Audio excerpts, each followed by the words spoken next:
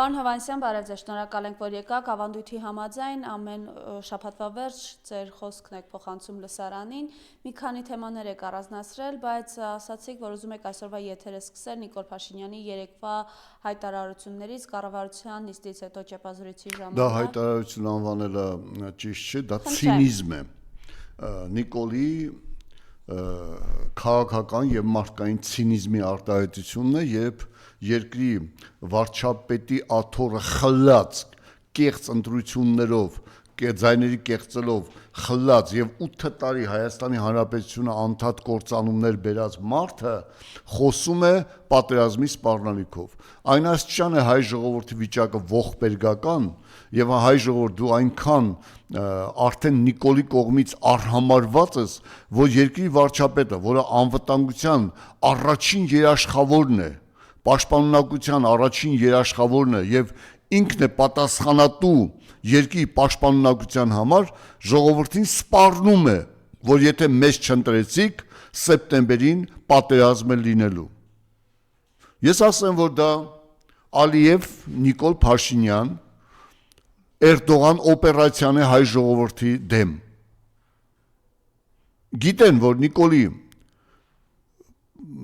հեղինակությունը զրոյացված է եւ առավել քան շատ վատ է եւ ինքը վերընտրվելու հնարավորություն չունի, եթե Եվրոմիության պոռնկացին ոչնչությունների փողերով 140 միլիոնով չկեղծի ընտրությունները եւ չանի այնպիսի կեղծարարություններ, որոնք ժողովրդին կտանեն քաղաքացիական պատերազմի կամ լրիվ ոչնչացման։ Եվ դրանից ելնելով նա փորձում է սպառնալիքով ընտրվել, եթե ես չընտրվեմ, չի ասում ես լավն եմ, ես հայ ժողովրդին այդքան լավ բաներ եմ բերելու, ասում է ես քանի որ Թուրքին տվել եմ Արցախը, Թուրքին տվել եմ հայոց սարերը, Թուրքին տվել եմ 10 միլիարդի զենք զինամթերք, Թուրքին տվել եմ ստրատեգիական ճանապարհները, հայոց բանակը ոչնչացրել եմ Թուրքի համար, եթե ես չընտրվեմ, պատերազմ լինելու սեպտեմբերին։ Եվ համաշխարհային վերլուծաբաններից մեկը գրել էր. ինչ պայմանավորվածություն ունեն Ալիևն ու Փաշինյանը, որ սեպտեմբերի պատերազմի մասին են խոսում։ Նիկոլ Փաշինյան, իսկ ինչու ես վստահ, որ սեպտեմբերին է հարձակվելու, ոչ հուլիսին, օգոստոսին կամ նոյեմբերին։ Ինչ պայմանավորվածություն ունես դու Ալիևի հետ։ Որ դու չընտրվելու դեպքում Ալիևը հարձակվի, որպեսզի դու կարողանաս վերընտրվել, արտակարգ վիճակ հայտարարես եւ մնաս վարչապետի աթոռին։ 21 թվականի ընտրությունները կարողացան նուրբ կեղծիկ անել։ Նախկիններին ռուսներին մեղադրելով Արցախը հանձնելու հետո պարզվեց, որ դու ես Արցախը հանձնել եւ դու ես խոստովանը դա։ Ժողովուրդը կուլ գնաց նորից, որովհետեւ ժողովուրդի գիտակից մասսան ընտրության չգնաց։ Անգիտակից մասսային դու կարողացար խաբել։ Հիմա հայ լինել չլինելու հարցն է դրված եւ քո յուրաքանչյուր օրը վարչապետի աթոռում նստած հայ ժողովուրդը կործանվում է եւ դու քաղաքական ցինիզմի այնպիսի լկտիություն ես ցուցաբերում, որ ասում ես ես չընտրվեմ, պատերազմ կլինի։ Այսինքն ես չընտրվեմ, Հայաստանը չի լինի։ Իհարկե այդ քաղաքական ցինիզմը դու ցուցաբերել ես 18 թվին։ Երբ ասի կամ ես կլինեմ վարչապետ կամ Հայաստանը վարչապետ չի ունենա եւ վախեցնելով ժողովրդի խապված ժողովրդի հույզերի վրա դու եկար ձգտումների երազանքի վրա դու եկար վարչապետ։ Հիմա այդ երազանքների ձգտումները չկան։ Դու գնում ես շրջաններ, Պաշտոնյանների հարազատներից 1-2 հոգի են համաձայնվում քեզ հետ հանդիպել եւ ԱԱՑ-ն շրջապատած, որ ավելորդ հարց չտան, ոչ մեկը չգոչա դավաճան, կապիտուլյանտ, սրիկա, ստախոս։ Ես վերջերս ինձ ուղարկեցին մի բան, երբ դու 21 թվականի ընտրություններից առաջ գնում ես Սյունիք եւ նույն ագարակում, որ ասում ես դժգոհեք թրիպի ճանապարհի վրա, ոչ, Զանգեզուրի միջազգ չի լինելու, ճանապարհ չի տրվելու Թուրքին։ Այդ դու ես հայտարարել։ 5 տարի հետո դու ճանապարհը տվել ես, փաթեթավորել ես որպես թրիպի ուղի, որը Հայաստանի համար տնտեսական եւ քաղաքական կործանում է։ Ես մի անգամ օրինակ եմ այդ ճանապարհի սպասարկման համար այդ կազմակերպությունը $600 միլիոն ծախս պետք է անի տարեկան 600 միլիոն դոլար որտեղից է դուրս գալու, Հայաստանի պետական բյուջեն է տալու։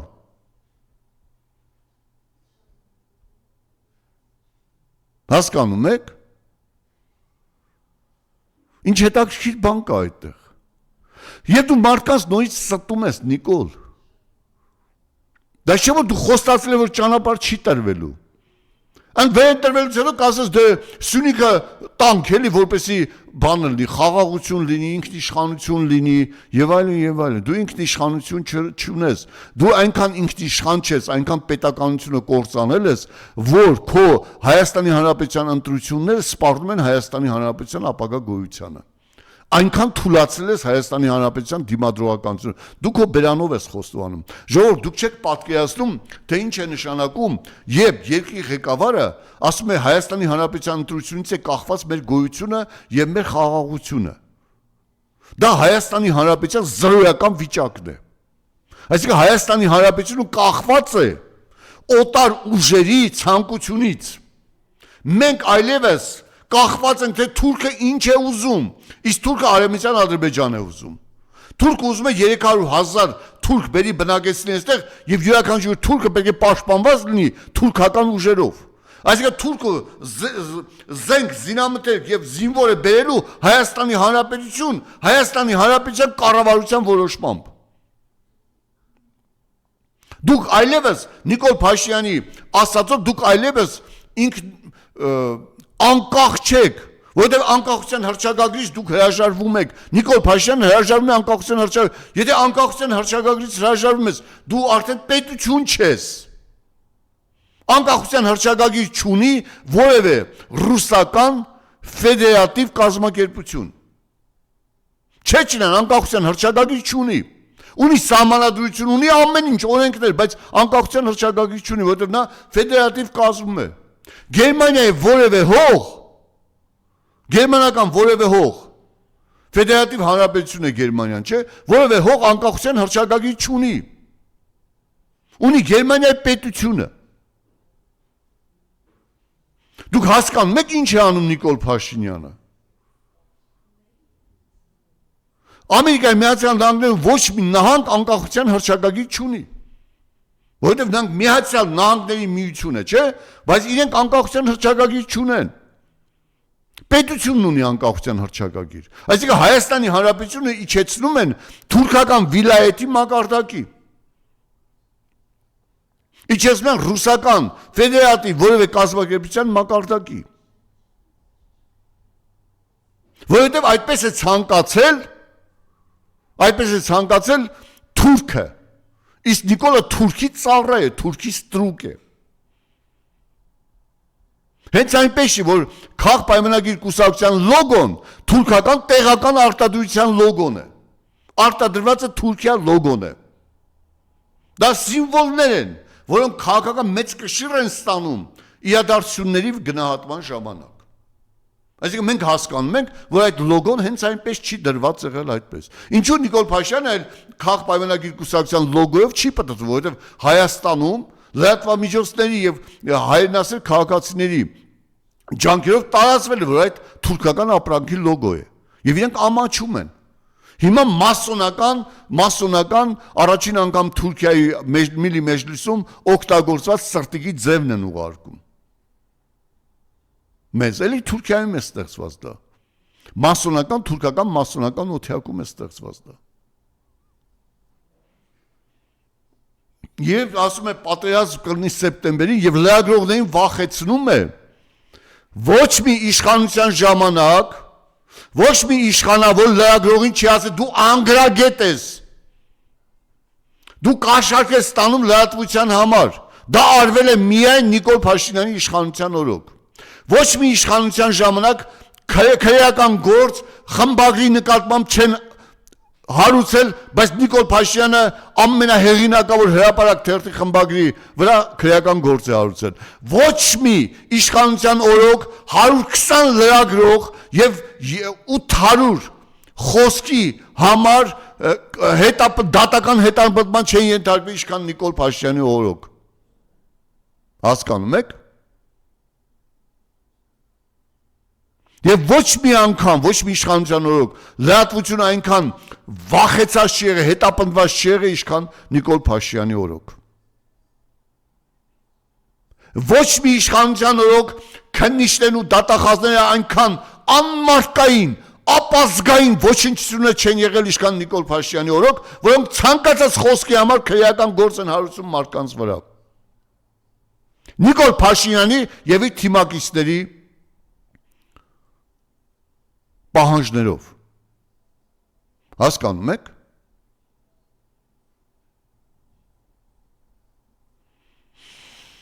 Նիկոլ Չարիկը այնքան արդեն շիզոֆրենիայով է տառապում, որ ասում է, եթե շատ տերեր ունես, տեր չունես, եթե քիչ տերեր ունես, տեր ունես։ Հասկանում ես, բանական մարդը ո՞նց կարող է նման հիմարություն անի։ Իրոք ծաղրացուները կործանում են 3 ծաղրացու կա աշխարհում իշխանության ղեկին, 3 ծաղրացուներ իրենց երկիրը կործանում են։ 3-ն էլ Նետանյահուի նկատմամբ քրեական գործ են հարուցել։ Պատերազմ է սկսել աշխարհն ավերում է, որպես այդ քրեական գործից փախչի։ Նիկոլ Փաշինյան, դու պատերազմ ես հրահրում, երկիրը տարար կործանման, որպեսզի իշխանությունը պահես։ Չէ՞ որ Բայրամովն է ասել, որ 19 թվին դու խոստացել ես Արցախը տաս, բայց վախեցել ես, որ քո նկատմամբ դատաստան կտեսնես, 13,000 հայ զինվոր սպատարար կոտորեցիր, որպեսզի Արցախը տալուց վախեցնես ժողովրդին, եւ այդ վախեցնել մինչեւ հիմա շարունակում ես։ $10 միլիարդ զենք ես տվել Թուրքին, 10-ից 15 միլիարդի։ Ալիևն ասես 8 միլիարդ միայն առաջի 44 օրյա պատերազմից հետո ես տվել։ 2100 կիլոմետր ինժեներական կառույցներ ես տվել։ 13 զորամաս ես տվել Թուրքին։ 250 տանկ ես տվել Թուրքին, Նիկոլ տականք։ Եվ հիմա պատերազմով ես վախեցնում ժողովրդին։ Դու չեղար մի ամիս հետո հայոց դիմադրողական ուժը դառնալու է աշխարհակործան։ Եվ այնպես է դիմադրում, որ վախենալու են Հայաստանի հետ դուրով խոսեն։ Ինչը վախենում ես այդ 5 միլիարդը, որ Ալիևից վերցրել ես, Արցախը հանձնել ես, 2 միլիարդը վերցրել ես Զանգեզուրի Միջանցքը տալու համար, վախենում ես հետո Ալիևը հետ ուզի քեզ։ Իհարկե հետ է ուզելու։ Դու չես ընտրվելու։ Արժանավոր քաղաքական ուժեր գալու են Հայաստանի Հանրապետությունը փրկելու։ Եվ դու քո այդ 300 ոհմակով, քպեական ոհմակով, նախկին եւ ներկա, պատասխան եք տալու կատարածներիդ համար։ Այն որ բանը լկտի նման, այն որ ասում ես, արե, եկեք ինձ հետ վիճեք, քաշ չունեք, ես հիշեցի պատերազմի ժամանակ, երբ դուրս եկար ասեցիր, ոչ ոք չկարծկացի իմ հրամանատարական ունակությունների վրա, հետո ասիր մենակ ես եմ մեղավոր։ Թուրքահաճ Պետրոսի մոտ որ ասիր մենակ ես եմ մեղավոր, մեղավորը մենակ ես եմ, ապուշտություններ ասիր, հետո բանը ինչ է լինում մենք մեր պարտված չենք հարվել, պարտությունը հաղթանակ է, ապուշտություններ ասիր, հիմա ասում ես արա եկեք ես բարձրագույն կրթություն, դու բարձրագույն կրթություն չունես, տականք, 3 պատերազմի մասնակից, դու ոչ մի պատերազմի չես մասնակցել, տականք, գրքերի հեղինակ, դու ոչ մի գիրք, մի հատ գիրք ես գրել, որը անբարոյականության մարմնացում է, քեզ հրավիրում եմ դեբատի։ Ցանկացած հերոստատեսում եւ դու պետք է պատասխանես եւ իմ հարցերին պատասխանես։ Եթե տղամարդ ես, եթե մի փոքր իմ պատվից ցած է քո նման ոչնչության հետ դուրս գալ դեբատի, բայց ես քեզ հրավիրում եմ։ Արա Նիկոլ, արա ոչնչություն։ Ես քեզ հրավիրում եմ։ Քո բառերով եմ դիմում Նիկոլ քեզ։ Եվ հետո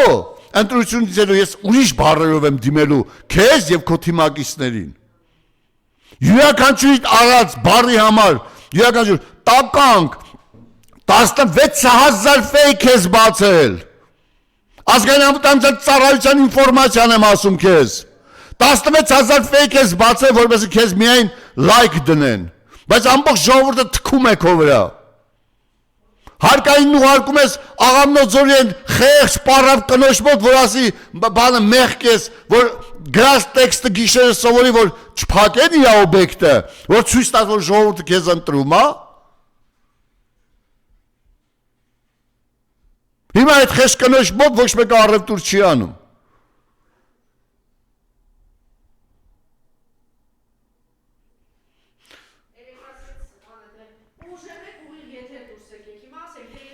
Ուժեղես Չէ, մերակ Ալիևին չէ, ուժեղես արի իմ եթեր, քո առաջ դնեմ քո 4 պալատները աշխարհում արված, Պանամայում, բանի, Ամերիկայի եւ Կիպրոսի օֆշորներում 10 միլիարդ դոլար դնեմ առաջը տականք։ Պանամայի օֆշորում 500 միլիոն դոլար փող են փոխանցել, քո հաշվին ինչ են փոխանցել։ 1.5 միլիարդ քեզ որտեղից Ամերիկայում բանկ ես գնել։ 1.9 միլիարդ որտեղից Աննայի մոտ, որ գնացել էր Դավոսում ուզում էր արժե թղթեր գնել։ Այդ փողերը քեզ որտեղից։ Ուր է գնում Հայաստանի թոշակային ֆոնդի, կൂട്ടակային ֆոնդի փողերը։ 1 միլիարդ 500 միլիոն դոլարի չափով փող կորել է թոշակային ֆոնդից, ուր է գնում։ Խաղատների 2 տրիլիոնը ուր է գնում, տրիլիոն դրամ։ 4 միլիարդ դոլար մոտորապես տարեկան ուր է գնում, օֆշորներ եք փոխանցում, կենտրոնական բանկի կառավարիչ, Խաչատուր Սուքիասյանի բանկի կառավարիչ, դուք պատասխան եք տալու, հետո պարզվելու է, չէ, ովքեր են ուղարկել, այսօր կասկածում են ձեզ, դե արի պատասխանի Նիկոլ, հարց եմ տալիս, ինչու պետք է դու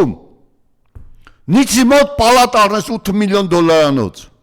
Փարիզում 3 միլիոն 100,000 եվրոյով տունը ով է գնել քեզ համար, Կանադայի 17 միլիոն դոլարանոց պալատ ով է գնել քեզ համար, և գիտես ինչ գնում ես խեղճ գյուղացուն ասում են Դուբայում պալատներ ունեմ, դու Դուբայում պալատ չունես, Դուբայում և արաբական աշխարհի բանկերում միայն այս 5 տարվա մեջ 2 միլիարդ դոլար քո կողմնակիցներ են փող փոխանցել, 2 միլիարդ դոլար որտեղից իրենց այդ փողերը։ Ես ուրիշ հարց տամ, Թալան այնաշան լկտի է եղել քո մոտ, քո իշխանության մոտ, որ քո հարճը միլիոնավոր դոլարներ է գողացել Հայաստանի Հանրապետությունից։ Հիմնադրամի անվան տակ, և Նիցի պալատը Կիպրոսի օֆշորով են կազմակերպել և առել, որտեղից ձեզ այդ փողերը, միայն տարեկան Նիկոլի ընտանիքի վրա Հայաստանի Հանրապետություն պետությունը ծախսում է 50 միլիոն դոլար, ինչի համար, որ սարերը տվեցիր Թուրքին, ջրերը տվեցիր Թուրքին, Արցախը տվեցիր Թուրքին, դրա համար, Նիկոլ, ես քեզ հրավիրում եմ ցանկացած տեղ վիճաբանության, պատասխանի այս հարցերին, ես կբերեմ բոլոր փաստերը, ընդ որում ես ինչ ասում եմ, քննիչները և ԱԱՑ-ը իմ Facebook-յան էջում հիմքերը, լրատվական հիմքերը կան, որ նեղություն չքաշեք, զանգեք ինձ կանչեք և հարցրեք որտեղից այդ ինֆորմացիան։ Ես այդ լրատվական հիմքերը կտամ, որպես իմանան ինչքան թալանչի ես դու։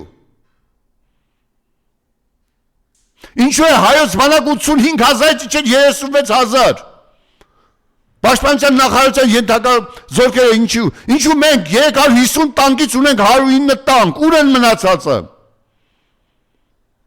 Ուր է 9 միլիարդ պետական պարկը, որ դու ավելացրել ես։ Ուր է։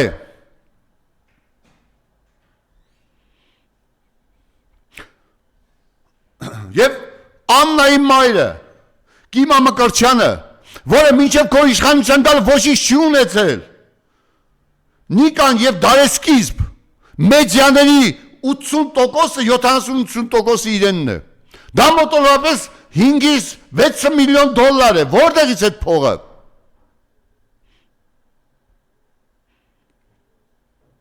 Որտեղից քո աղջիկներին, որ խոզանոցում էին ապրում, պատերում զուգարանային մակագրություններով, զուգարանում և եծև մակագրություն և այդքան փնտիչ է իշքան քո տանը, որտեղից այդ շքեղ մեքենաները, տարեկան տասնյակ միլիոնավոր դրամներ եկամուտները որտեղից։ Որտեղից քեզ տարեկան բանկում այնքան փող, որ 70 միլիոն միայն բանկից դու ավանդ ես ստանում։ Նիկոլ, քեզ որտեղից այդ փողը։ Օցագույն մայկայով փնթի կեղտոտ ման էիր գալիս 18 թվականին։ Հիմա պիրաշկես լափում ժողովրդին ցույց տալու համար, որ ես մեկն եմ ձեզնից։ Ասում է, դե հիմա ով չի պիրաշկի ուտում։ Բոլորը գնում են տուալետ արտաքնոց առավոտյան, նկարեն ցույց տա, որպես ասեն ես էլ եմ ձեզնից մեկը, մարդ։ Կան բարոյական նորմեր, որոնք չեն խախտում, օրինակ իմ տատս երբեք թույլ չի ասում էր ամոթ է հացը ձեռքին փողոց դուրս չեն գա։ Փողոցում հաց չեն ուտի, դա ամոթ է, դա անդաստիարակություն է, իմ տատս էր մեզ այդպես սովորացնում։ Հիմա դուք ամենաանդաստիարակ փողոցային երևույթներն եք։ Լափելով գնում, լափելով գալիս եք։ Ցինիկ պարերով։ Հա իմիջիալոցի պարը հոգեբանների, եվրոպական հոգեբանները, կոնկրետ Հարվարդի համալսարանի հոգեբանության ամբիոնը վերլուծել է եւ ասել է, որ դա նման է հոգեբանական ցնցման, որտեղ մարդկանց կենտրոնացնում են նույն նպատակի համար բարի ձևով։ Դա օգտագործել են աֆրիկական հետամնաց ցեղերը, երբ պետք է եղել, ասենք թե գնալ որևէ որսի արյուն թափելու կամ հարևան ցեղի հետ կռվելու, նրանք այդպիսի պարերով մոբիլիզացրել են իրենց ուժերը։ Ես նիկոլական թալանի եւս մի բան ասեմ, այնինչ ասում եմ, դա հետքից է վերցված, այնպես որ կոնջոյան, այն որ ասում ես օլիգարխներն են գալիս, այդ դու ամենամեծ օլիգարխ ես դարձել պարզվում է, որ դու հասկանում ես 55,000 դոլարով գնել ես $180,000 house սեփական, ընդ որում այդ 150,000 house-ից գնել են քո քույրը, քո մայրը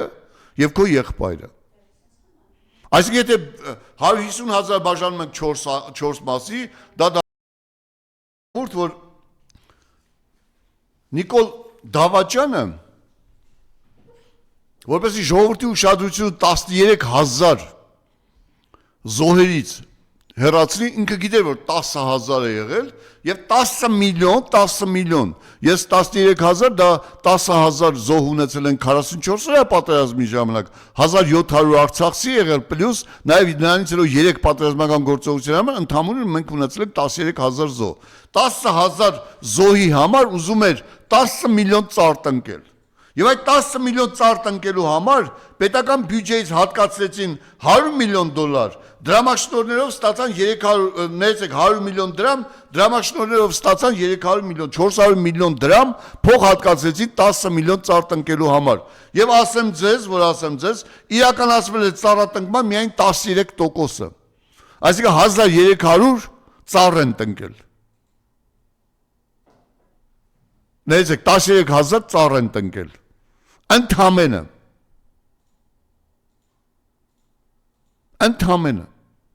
մնացած փողերը լափել են նիկոլականները, լափել են ու սարսափելի ձևով են լափել։ Ժողովուրդ ջան, մի ուրիշ փաստ ասեմ, ասֆալտապատման բիզնեսում, միայն ասֆալտապատման բիզնեսում Երևանում փոշիացրել են $3 միլիոն, 3 միլիոն փող են թալանել ասֆալտում,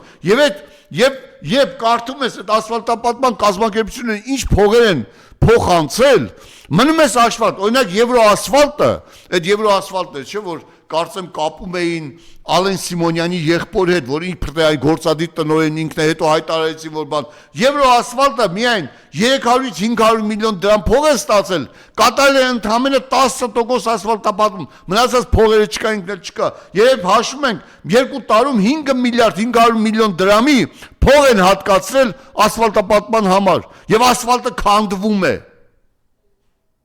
Եվ լրացուցիչ ասֆալտի 5 միլիարդ հատկացրել են ասֆալտապատման համար, եւս 4.5 միլիարդ հատկացրել են 4.5 միլիարդ միայն այս տարի վերանորոգման համար։ Այսինքն 10 միլիարդ փող են հատկացրել, 10 միլիարդ փող են հատկացրել ասֆալտապատման վերականգնման համար 2 տարվա ընթացքում եւ Երևանը ամբողջ փոսերի մեջ է ավտոբուսով որ գալիս է ավտոբուսի վարորդները վերջին հայոյանքն են տալիս եւ պետք է այդ հսկա ավտոբուսը կանգնեցնեն որ փոսից հարթ անցկացնեն իսկ ամբողջ Երևանը այդպիսի վիճակում է բայց դա փոխարեն 28 միլիարդ դրամ Երևանի քաղաքապետարանը հատկացրել է պարգևավճարների համար ահա թալանը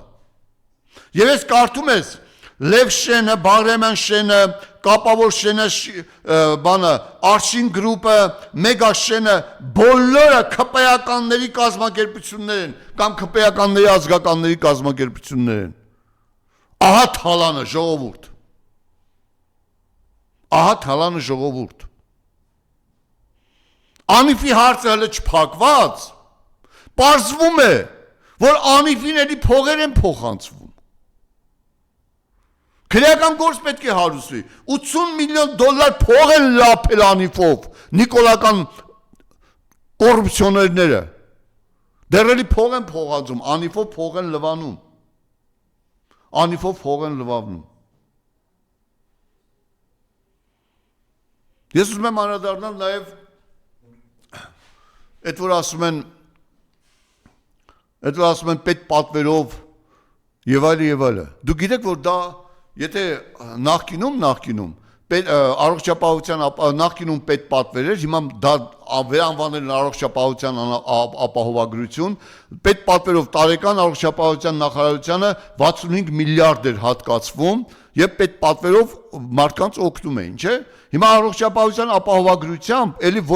ոչ բոլոր կատեգորիաները կարող են դրանից օգտվել, դրանից չեն կարող օգտվել 65 տարեկան եւ բարձրն այն էլ թոշակառուներին այդ 600,000-ին իրենով անելու որպես ընտրություններին մասնակցի դրա համար է արված եւ ասեմ ձեզ որ կառավարության նիստով արդեն իսկ երամսյակը ավարտվում է, չէ՞, փողը չի երևում 2.5 միլիարդ դրամ են հատկացնում առողջապահության համար եւ ընդ որում երրորդ երամսյակից 400 միլիոն էլ բերում են այստեղ որպեսզի կարողանան մինչեւ ընտրությունները ապահովել պետք է հավաքվի 100 միլիարդ դրամ առողջապահության ապահովագրության համար միջդեռ անհրաժեշտ է 200 միլիարդ հաշվարկները դա են 1270 դեղեր 50-ից 100% թանկացել են որպեսզի 10 տեսակի դեղ ձրի տան ծերունիներին մի քանի օր առաջ եղել եմ ատամնաբուժի մոտ 50%-ով թանկացել են ատամնաբուժական եւ սպասարկումը եւ նյութերը եւ սարքավորումները 50%-ով Այսինքն ժողովրդին կաթում է պետական բյուջեից էր նախկին իշխանությունը պետական բյուջեից էր հիմա գեղեցիկ անուն են տվել ապահովագրություն ծերերի համար որպեսզի կարողանան թալանել Այդ պետությունը չի տալիս աշխատողներն են տալիս Օրինակ համար 36,000 հայ մանկավարժներ այլևս չեն կարող օգտագործել առողջապահության ապահովագրությունը, որովհետև իրենք ստանում են 120,000, իսկ 201,000 դրամից է առողջապահության ապահովագրության փողը փոխանցվում։ Հասկացաք, ինչ են արել։ Եվ արդեն իսկ կրիտիկական վիճակ է։ Նիկոլ Փաշյան, եթե առողջապահության ապահովագրությունը այդքան հստակ էր, ինչու են հերթերը ուտում իրար։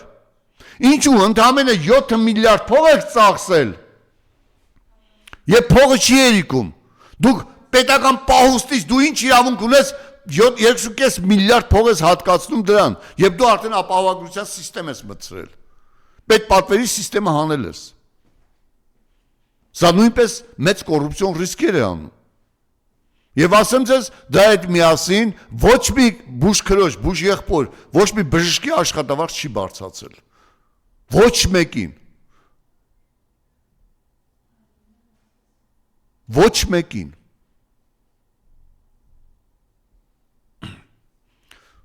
Ես երեք ծանոթացա մեր պատմական գիտությունների դոկտոր Հաշգարժան գիտնականի այն երևույթին, որը Դեմիրելի 1982 թվականի Զանգեզուրի միջանցք գիրքն էր վերլուծում եւ այնտեղ հետաքրքիր բան էր գրված, որ Հայաստանը ոսկորի նման խրված է թուրանական կոկորտին եւ այն պետք է հանել, իհարկե դա Կարաբեքիր Փաշայի ասածն է 1918 թվականին, բայց Դեմիրելը օգտագործել է այդ նորովի եւ Հայաստան Զանգեզուրի միջանցքը նա համարում է թուրքական աշխարհի մեծագույն հաղթանակը թուրանական աշխարհի միավորման ճանապարհին։ Եվ երբ Ալիևը հարցվում է, ասում է, երբ միջազգային լրատվամիջոցների Զանգեզուրի միջանցքն է, ամանում դա ինձ շատ է դուր գալիս, դա իրականում Զանգեզուրի միջանցք է։ Եթե որքան էլ դուք թրիպի փաթեթի մեջ ներկայացնեք, միևնույն է, դա թուրանական աշխարհի ճանապարհն է եւ հայերի կործանման ավարտն է։ Եվ անկեղծ ասած դա շատ ցավալի է։ Սիրելի ժողովուրդ, Նիկոլը Արցախը տվեց Թուրքին, Նիկոլը բոլոր սարերը տվեց Թուրքին, ջրային բոլոր աղբյուրները տվել է Թուրքին, այսօր Հայաստանի Հանրապետության գետերի բոլոր ակունքները Հրազդանից բացի գտնվում են թուրքերի ձեռքում, Արփա, Որոտան, բոլոր Սև լիճը, բոլորը գտնվում են Թուրքին, ճանապարհները բոլորը տվել է Թուրքին, բանակը թուլացրել է այն աստիճան, որ չկարողանա կռվել, սարսափելի թուլացրել է բանակը, բանակ այլևս գոյություն չունի, դրա փոխարեն Նիկոլը մենակ հաջողվել է ոստիկանությունը շատացնի եւ քննիչների աշխատավարձը, դատախազների աշխատավարձը 3 անգամ բարձրացնի եւ դարձնի թուրքական քաղաքական ստրուկների ամբողջական շակալների ոհմակ։ Հասկանում եք։ Հանուն աշխատավարձի Նիկոլին ծառայող հայոց քաղաքացիների նկատմամբ քրեական գործեր թքող ոհմակ, անպատիվ, անապագա ոհմակ։ Միայն դա է հաջողվել Նիկոլին։ Հայաստանի Հանրապետությունում ոչ մի տնտեսական կառույց չի կառուցվել, ոչ մեկը, ոչ մի մետր ճանապարհ դեռևս չի կառուցվել, հյուսիս հարավը կառուցվել է Սերժ Սարգսյանի օրոք, դրանից հետո բետոնային ճանապարհը փոխել են 15 անգամ էժան ասֆալտի ճանապարհի վրա, որպեսզի մինչև Լենինական ավարտեն, ուրիշ ոչինչ իրենք չեն արել, այսինքն Հայաստանը այսօր գյուղատնտեսության 60%-ը կրճատվել է, այսօր Հայաստանի Հանրապետության մսի, եթե նախկինում 40%-ն են ներկրվում, հիմա Հայաստանի Հանրապետության մսի օգտագործող մսի 75%-ը ներկրվում է։ Հայաստանի Հանրապետության հացահատիկի, եթե առաջ ներկրվում էր 50%, հիմա ներկրվում է 70-ից 80%-ը։ Հացահատիկ, ընդ որում ղազախական 4-րդ կարգի, այսինքն անաստակերից ավելի էժան հաց է բերվում եւ տրվում է ժողովրդին։ Լփիկ Սամո, դու դա համար պատասխան ես տալու։ Ժողովուրդ, ես չեմ ասի, այսօր մի շատ արժանավոր դասախոս կին հանդիպես եւ ասես ինչ է լինելու մեր վերջը, եւ մենք երկար զրուցել եկանք այն եզրակացության, որ ով էլ լինի, միայն այդ դավաճան, կապիտուլյանտ, թուրքահպատակ, սեփական ժողովրդին պատերազմով սպառնացող, լրագրողներին ծեծով սպառնացող, իր քաղաքացիների վրա հանուն իրատորի քրեական գործեր հարուցող Նիկոլ Դավաճան կապիտուլյան ստախոս ոչնչություն չընտրվի։